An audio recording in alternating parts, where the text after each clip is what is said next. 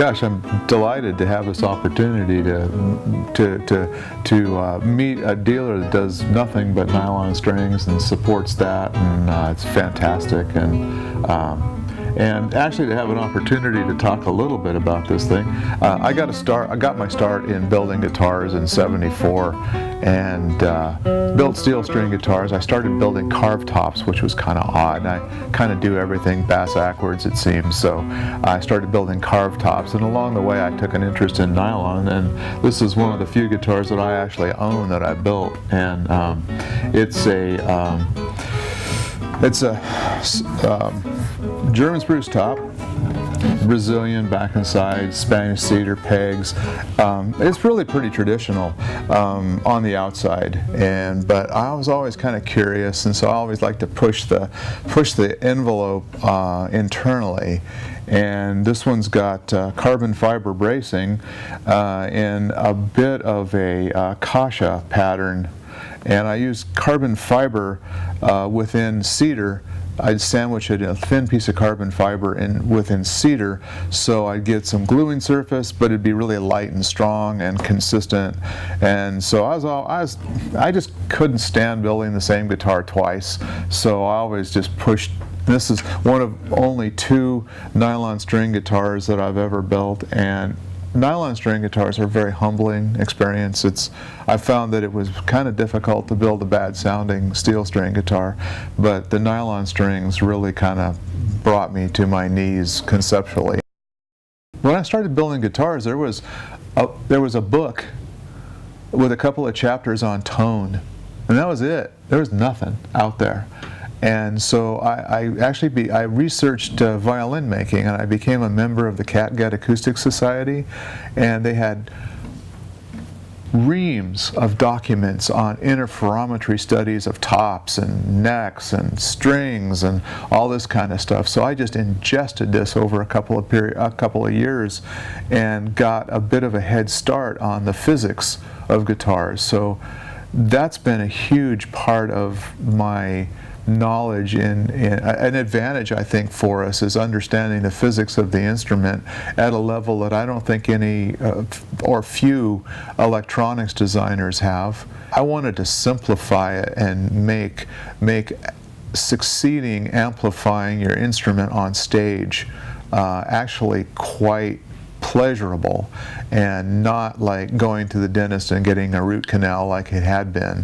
So those are pretty much the reasons that we've succeeded, is we've stuck to those goals and always trying to make a better system. We never stop.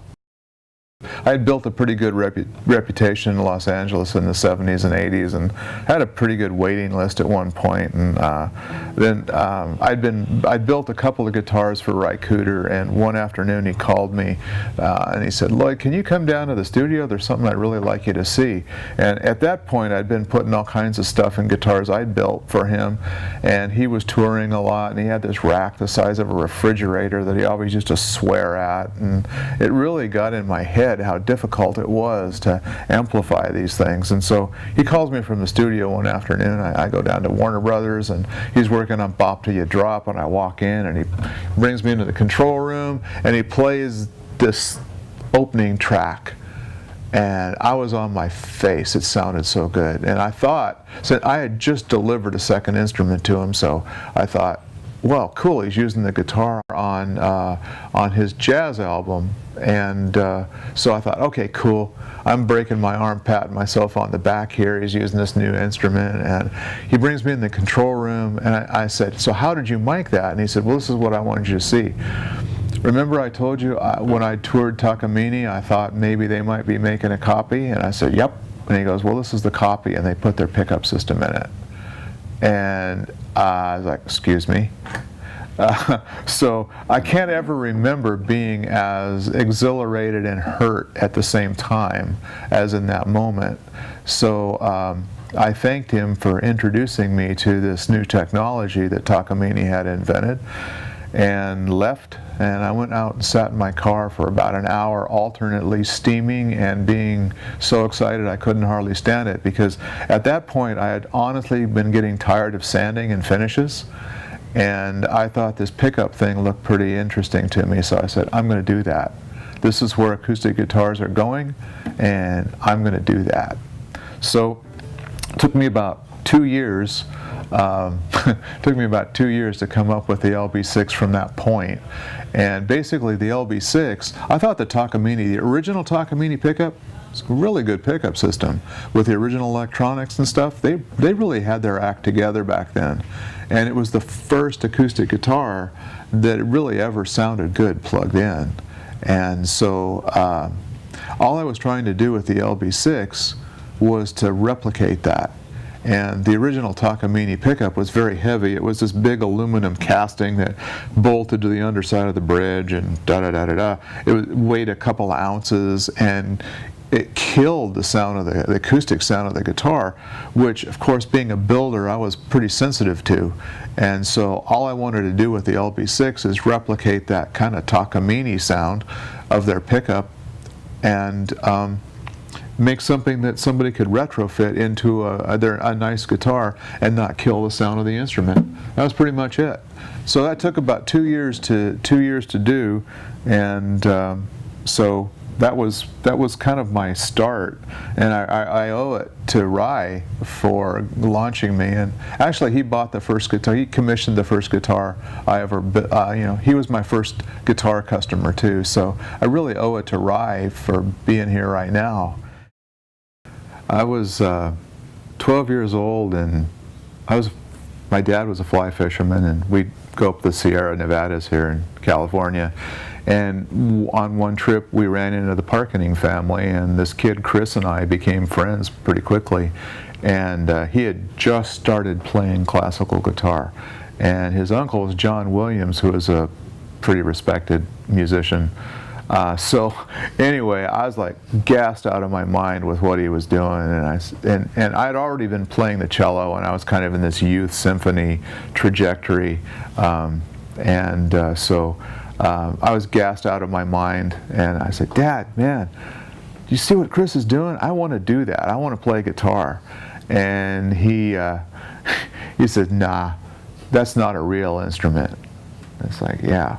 Anyway, so I stayed with the cello, and it was good because I was a crappy student in high school, but I was a pretty good cellist, so it got me into college, and I was in the UCLA Symphony in high school, and so that got me into college, but I still love the guitar, and Chris and I stayed friends.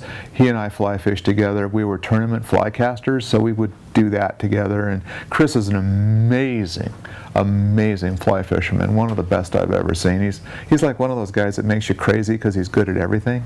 But anyway, so we stayed friends through high school and college, and then he kind of went off and did his career, and I went off in different directions, and we've kind of communicated a few times since then, but anyway, so here I am. I get into college playing the cello, and very soon, very shortly after being in school, the football team was going around to freshman dorms and doing the typical things that they do to freshmen. And one night I hear this knock on the door, and there's a halfback on the football team, and these guys behind him with a shit-eating grin, and I just wasn't going to have anything to do with it. So I just, they started to come in the room, and I just went bam, and I laid him out, and also broke my left hand pretty badly in the process, couple fingers, and it was a mess. And so that kind of, I didn't want a career as a classical musician, and that took care of it. So then I thought, okay, I am going to get a guitar, and I'm going to rehabilitate my hand using guitar. So okay, here's my chance to make the switch. Well, unfortunately, the fourth to fifth things didn't translate, and the legato to what you need to do with your right hand, that didn't translate at all, and I basically sucked as a guitar player. So that kind of ended my dream of being being next to Chris ever on a stage somewhere. So but that was where I learned. I loved the guitar, and so shortly after that, after a couple of years of trying to play the guitar out of college, I started building just as a hobby because I liked guitar. So, and I would buy these guitars and sell them, and so anyway, that's how I got started. So if you can't play them, yeah, build them? Yeah, pretty much, exactly. Yeah. So I wanted to be in music somehow, yeah. And I really wasn't, I didn't feel like I was cut out to be a classical musician. And so, and I certainly sucked at playing guitar, so I had to do something. Our tagline is relentless innovation, and it just seems like if you're not doing that, it's kind of not even worth getting up in the morning. So we're always pushing the limits, trying to make things better, simpler, easier, more elegant, and a lot more fun to play, because at the end of the day, it's all about sharing your music with, sharing your heart through your music with your audience. And if your electronics get in the way, then we haven't done our job. So that's what we keep. That's what we're all about here.